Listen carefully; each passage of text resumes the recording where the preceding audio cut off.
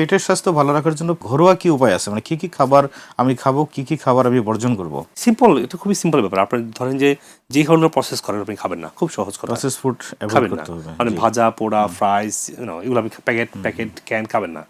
আপনি নিজে ঘরে বাত রান্না করে খাবেন, ঘরে মাছ মাংস এনে রান্না করে খাবেন, বাদাম খাবেন, ডার্ক চকলেট খাবেন। কিন্তু সেকেন্ড যে কাজটা করতে হবে ঘরের খাবারের পরে, সেটা হচ্ছে এক্সারসাইজ গুরুত্বপূর্ণ। আপনার যদি নিয়মিত এক্সারসাইজ করেন, বডির যে হরমোনটা ব্যালেন্স থাকে, যে অর্গানগুলো হজমের সাথে সম্পৃক্ত, সেই অর্গানগুলো ভালো থাকে। আচ্ছা। এবং হজমের সময় আমাদের শরীরে প্রায় মোর দেন 5000 এনজাইম একসাথে সিক্রেট হয়ে অ্যাসিডিক এনভায়রনমেন্ট মেনটেন করে এটাকে করতে হয়। এখন যদি আপনি এক্সারসাইজ করেন, নিয়মিত ভালো করে ঘুমান, প্রশান্তি চর্চা করেন, পজিটিভ থিঙ্ক করেন, বডিতে কোনো ইনফ্লামেটরি খাবার না দেন, তখন ওই ডাইজেস্টিভ অর্গানগুলো ভালো কাজ করে, তখন হজম ভালো থাকবে। এই জন্য খাবার চেঞ্জ করতে হবে, এক্সারসাইজ করতে হবে, ভালো মানসিক প্রশান্তি চর্চা করতে হবে, টাইমলি ঘুমাতে হবে। এইসব মিলিয়েই আপনার গাট হেলথ ভালো থাকবে।